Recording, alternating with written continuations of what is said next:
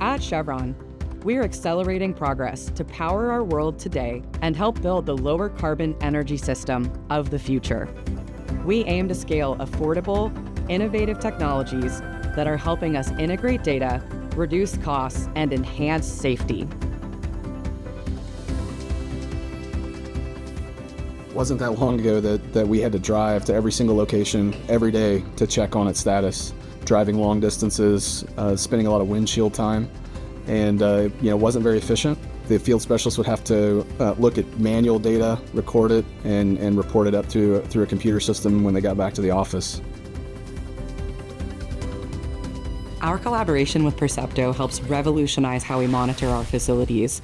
Percepto's drones handle remote, autonomous monitoring and inspections, providing real-time data without the need for personnel on site.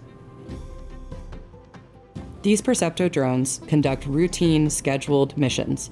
One advantage of these repeatable operations is that we are able to easily compare data between past and present missions and proactively manage our assets with that data.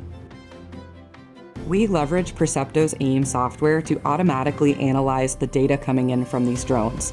It eliminates countless hours of manual review and immediately delivers actionable insights to our operations groups. Yeah, so AIM highlights incidents or events that require some attention. And it allows us to work with our field specialists to get them pointed on the thing that is highest priority for them at that moment. So it really high grades where we need to spend our time and ensures that we're working on the highest priority things or the most urgent things first. It cuts down on drive time, and so the less hours we spend on the road, the better off we're going to be. This enables our workforce to be safer and to focus on high priority tasks. At Chevron, we are innovating for today and tomorrow.